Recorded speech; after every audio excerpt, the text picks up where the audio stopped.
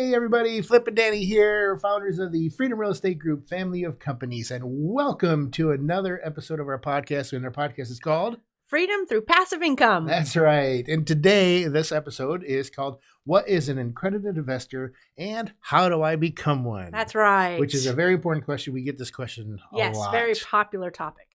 So real quickly, I'll touch on a couple things. How to become an accredited investor. Number one, you as an individual, you make $200,000 a year, and you've done this for the last 2 years, and you expect to do the same next year. Or if you're married as a couple, you make $300,000 for the last 2 years, and you expect to make the same this coming year. That's the first way. The second way is to have at least $1 million in net worth minus your personal residence. So if your personal residence is $500,000, you need to have a net worth of at least $1.5 million. Now, this is either or. You don't have to be both of those to be an accredited investor. It's one or the other. Now, this is very important. And why is this important, Dani? This is important because accredited investors have the world of investing at their fingertips. They are given the opportunity to invest in absolutely anything that they want to. And that's because the SEC says that if you have had the ability to accumulate this kind of wealth, whether it be the net worth example or the income example, then they say that they feel like you have the knowledge and the experience and you're savvy enough to be able to take risks in other investments. And so because of that definition, they say you are accredited, you get to invest in all of these things. And that's why this is such a popular question. Right. Now, real quickly, everyone knows, if you know me, I'm a huge college sports fan. And when she says SEC, she means the Security Exchange Commission, not the Southeastern Conference. I just want to make sure that that's clear. Is why the Southeastern Conference would care that you're an accredited investor. I don't know. I was wondering how you were going to fit the fun in on this episode. You're welcome. All right. So what do we want to get into on this one in particular? Because a lot of people talk about accredited investors. And so we wanted to define it and say why it was important. But we really wanted to go into the amendment that happened on August 26th of 2020, where the SEC amended what the definition of accredited investors were so that more people could potentially have an opportunity to become an accredited investor.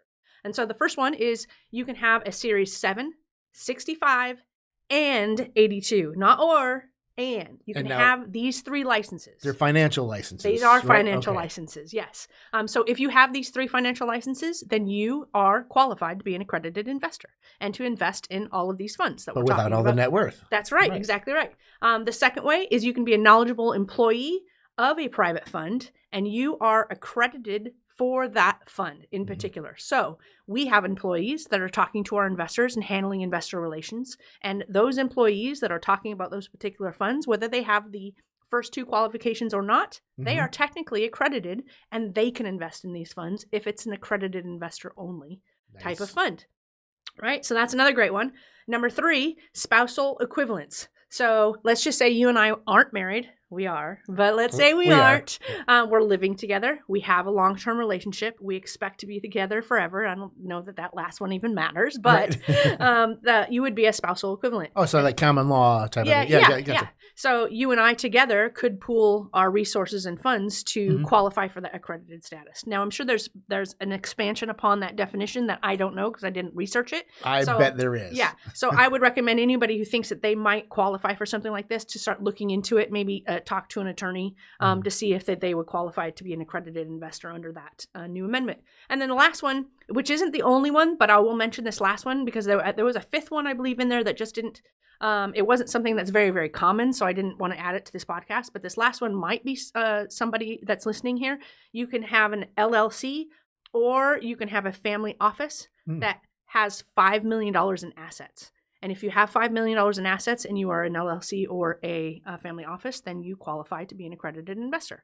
Now, a family office is somebody who is running wealth management, essentially, for a wealthy family or wealthy individual.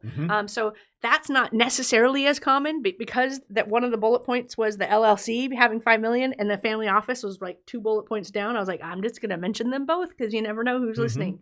So that's another way that you can qualify under this new amendment. So I would encourage you, if any of these things seem like something that you might qualify for, Google August 26, 2020 amendment to SEC accredited status, and you're going to find these definitions, look into them and see if you qualify under them.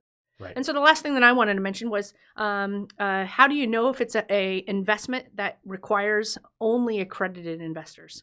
Most of the time, you're just going to want to ask. So Right. if you see something advertised, you're going to go, is this for accredited investors only? Or can I invest as a non-accredited investor? But a little tip is that if you see a disclaimer or a little, italicized comment at the bottom of, an advertisement that says this is a 506C in parentheses, then that means that is for accredited investors only. 506C means that you can publicly advertise. You can be on Facebook just going, this is this is what we're investing in. We are raising money. Come invest with us. If you see that, it's 506C. Because anything else for non-accredited investors, we're not allowed to advertise. So if you see it on Facebook, it's an automatic 506C. So you have to be accredited in order to invest in a 506C. So that's just one little trick of the trade to figure out, is this accredited only or does this include non-accredited investors? Nice. And that's what we're going to get to in our next podcast. We're going to talk about a lot of non-accredited investors don't think that they can invest in real estate.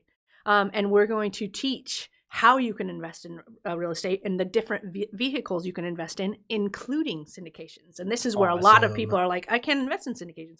Oh, yes, you can. Yes, you can. And we're going to teach you how. Well, awesome. Well, make sure that we hope that you enjoyed this information, but make sure you join us on our Facebook group, which is right up here, facebook.com/groups/ Freedom through passive income. That's right. And if you're not on Facebook, which we totally get, right down here is our website, which is freedomcapitalinvestments.com. But make sure you love, all these videos, and make sure you comment. Review. Yeah, please tell us how we're doing. Ask us any questions. That'll help us also. We've only got 300 more videos to do the rest of this year. So, but ask us any questions that you got. We'll make sure that we touch on those as well. But like we like to do for all of our episodes, we always end with invest smart. Live happy. Bye, everybody. Bye. Nothing in the show should be considered specific personal or professional advice. Please consult an appropriate tax, legal, real estate, financial, or business professional for individualized advice. Opinions and information on the show are not guaranteed. All investment strategies have the potential for profit or loss.